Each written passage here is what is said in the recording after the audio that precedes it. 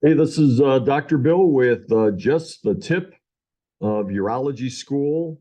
And this video is going to tackle the acute scrotum, scrotal pain that occurs acutely or quickly. And so the big differential is torsion of the testicles versus orchitis or severe epididymitis. When we talk about torsion of the testicle, we're talking about loss of blood flow to the testicle that can cause testicular death. Also can destroy the blood testicular barrier after about 4 to 6 hours. So there are reports of declining fertility and certainly decreased spermatogenesis after that period of time. It may be that at that time the body is developing its own antibodies to the sperm the testis makes, and that obviously is a fertility issue. We see it in young boys and young men between 12 and 18 years of age, as well as in the neonate population, although it can occur at any age. I've seen it at any age, and it often occurs with sports, although we do get reports of people waking up in the middle of the night with acute pain. So you really need to have an understanding of the timeline. When did the pain occur? What was occurring?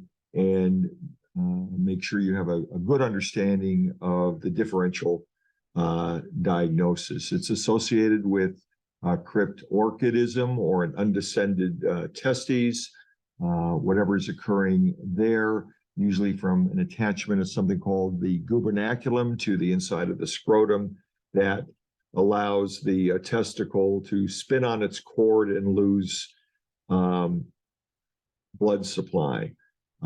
We know that there are certain specific issues with torsion versus epididymitis and orchitis that may be accompanying clinical complaints, like dysuria, for instance. A urinary tract infection is more commonly associated with the inflammatory issue.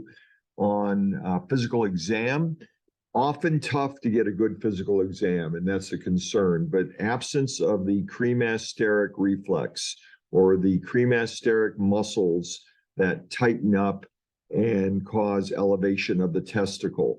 The absence is associated with torsion, but not always the case.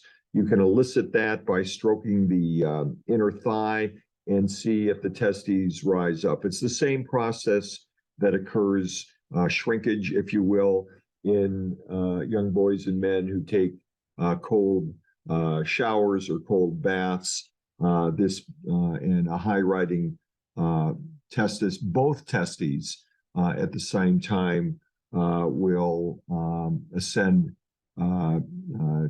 towards the inguinal canal or inguinal ring. We look at a high riding testis. Remember, torsion involves twisting of the spermatic cord and its vascular supply.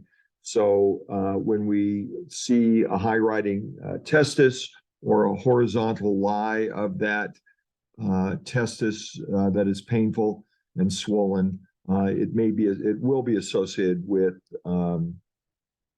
torsion. Doppler ultrasounds and nuclear flow studies have been used historically. But remember, this is really a clinical assessment, and when in doubt, then exploration is prudent.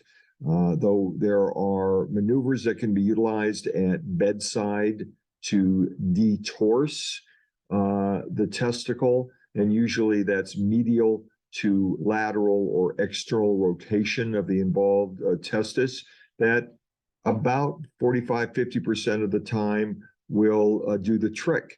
But some torsions occur in the other way, the external to medial torsion. So manual detorsion is something that you can do and attempt to relieve pain. It does not obviate the need for exploration.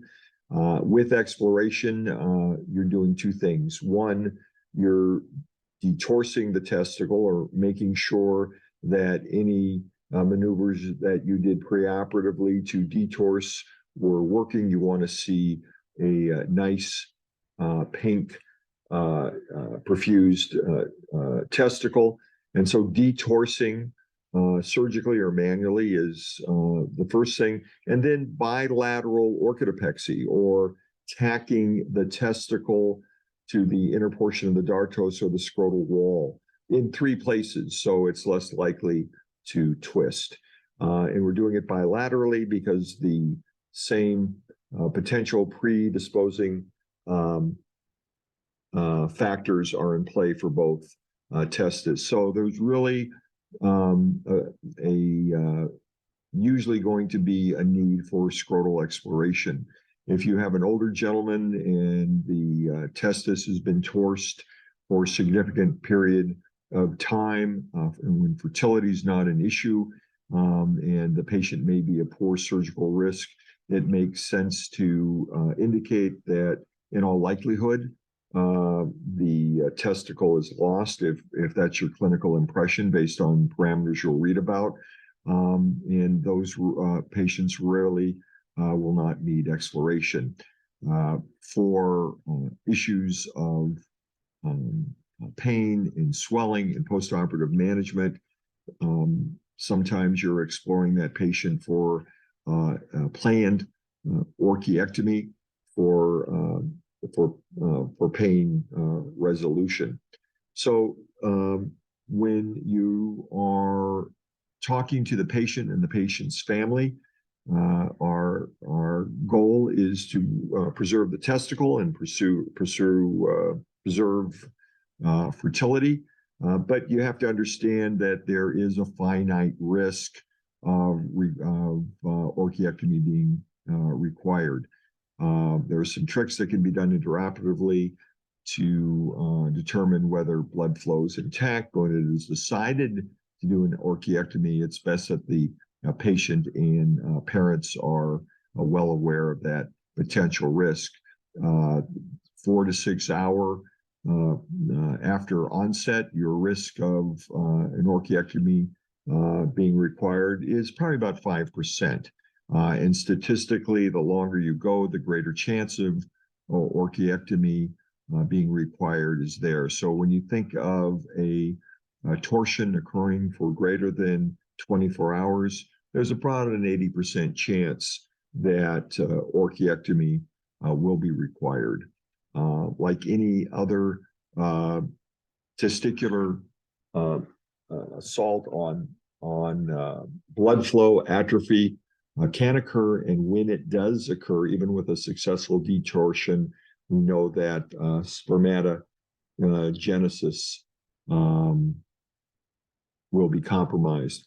The ultimate risk for infertility as a function of this is unknown, but we know that there are potential compromises, and we also know that people who have one good testicle have great opportunities for fertility. So a common issue, certainly something that involves both patient, and because of the age of the patient, likely involved, or most likely and commonly involving the parents or the legal guardian, decision maker for your patient.